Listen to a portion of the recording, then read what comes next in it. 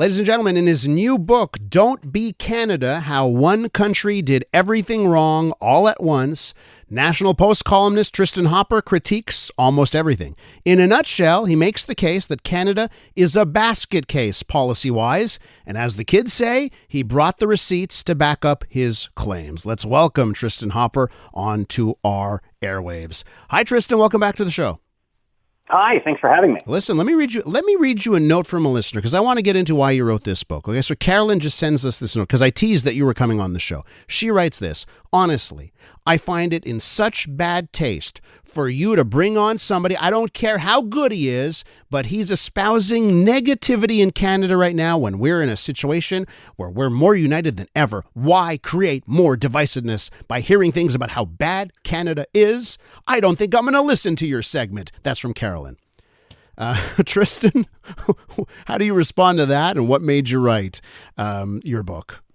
Oh, this is obviously not new criticism, but I criticize Canada because I love it so very much. I have nowhere else to go. This is my one country. If Canada is not working, I am screwed. There's no other place for me to go. So I would compare it to, you all have families, right? Family members, you're the hardest on your family members because you love them. You're criticizing their drinking. You're saying they need to lose weight. Yada, yada, yada. You do things to your family that seem cruel and harsh that you wouldn't do to a stranger because you love them and want them to thrive. So that's precisely why I wrote this book, is because I've known Canada my entire life. I'm going to die here. My ashes are going to be scattered on a piece of it. And I have seen it fail in ways that it shouldn't be failing, and it should be doing better. So this book is not trashing Canada. You're going to get to the end of this book, and you're not going to be saying, "Oh, I'm going to immigrate away from Canada and never look back." You'll actually. I've been emailed by other people who aren't Carolyn, who get to the end of this book, and they say, "I knew something was wrong. Things are obviously wrong. I was overwhelmed. I thought it was the end. But this book, by articulating what the problem is, I have hope for the future. Because when you actually sum up what is going wrong, any addiction, any personal problem, once you can sort of acknowledge what it is, it doesn't seem as overwhelming. So that's what I was personally trying to do. I was like, why are there fences everywhere? Why is there tent cities? Why are there people screaming at me on the bus? How come rent's going up? All of these things all at once. But if you can sort of distill it into 50,000 words, here's the handful of policies that made this happen. Here's why we thought they were a good idea at the time. Here's why nobody is critiquing them. Once you see those, you're like, oh, these are solvable problems. So Tristin, I love what you said there, because I've said that on the show. I criticize because I love. I've said that on the show. I didn't write a book about Belgium. Very low expectations for Belgium. But Tristin, listen, you brought up dying. So let's get to dying for a second, because you begin your book by looking at Canada's medical assistance in dying regime. And you've got some criticism there. So why don't we start off? Why did you say, okay, the first thing I want to talk about in my book is MAID?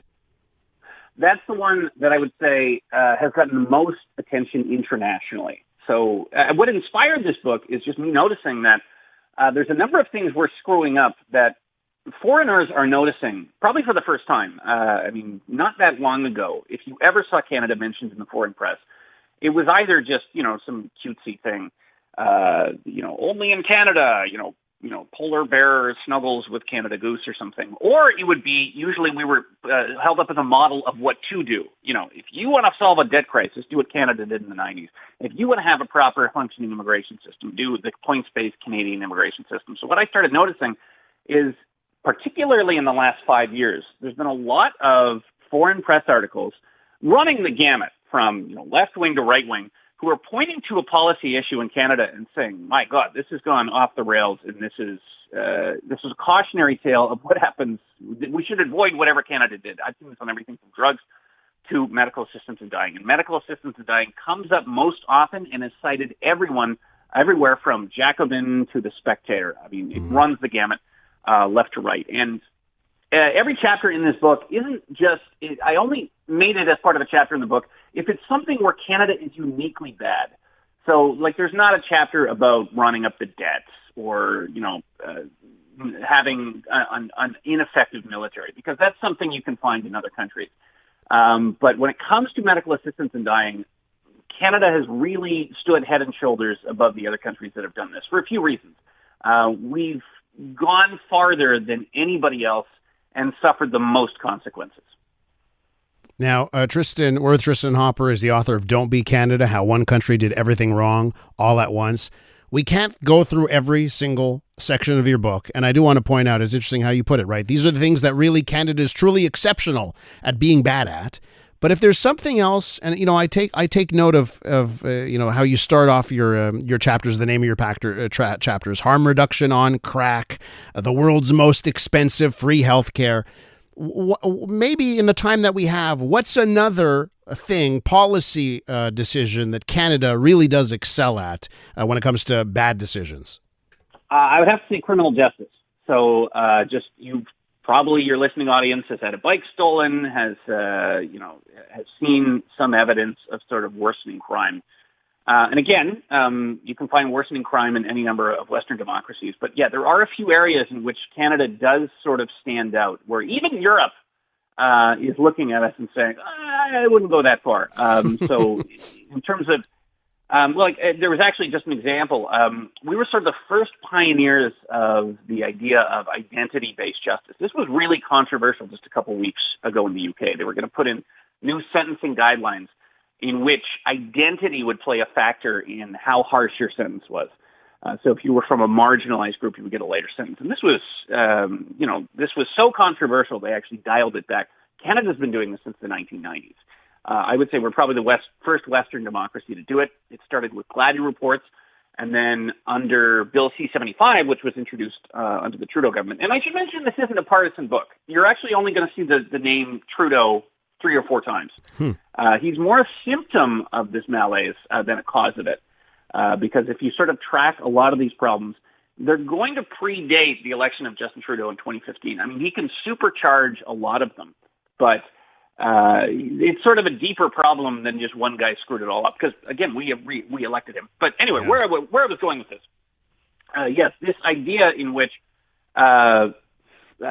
nobody stays in jail for longer than 22 years. People are constantly getting bail. I mean, you notice it whenever there's some crazy crime. You just scroll down to the news in the news story, and then paragraph 3 or 4, he was currently on bail for another crime. That is way higher than it used to be. But Canada has been screwing up its criminal justice system for quite some time, and it's only just gotten very noticeable in the past 2 years, and there's a number of reasons for that. I would say, Canada does stand out in criminal justice. Just our inability to keep violent offenders in any kind of custody. Tristin, did you find that you needed to make sure you got backup from people on the left to make your case? I took note. You have one chapter on the book that I think has to do with freedom of speech. Off the top, you're referencing the online harms bill.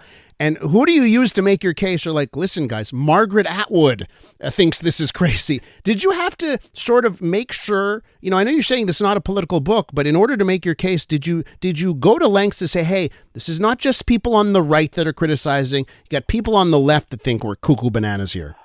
I wasn't specifically trying to seek that out, but I did try and make it. I didn't want to make it all, sneery and political. And I tried to avoid words that would, trigger people like woke or something. So I really wanted this to be a book.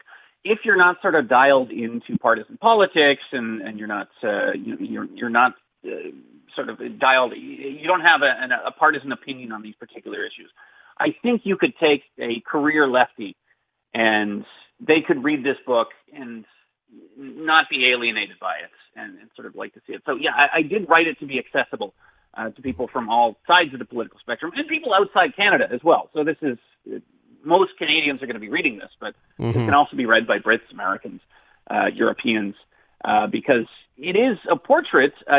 We've done the world a service by doing all of these things that are very dumb and having them go wrong almost immediately. And, hopefully the rest of the world can read this book and decide not to do those dumb things before it also screws up their countries. Tristin, listen, you've got a Canadian bestseller already on your hands. Congratulations on the success of your book so far.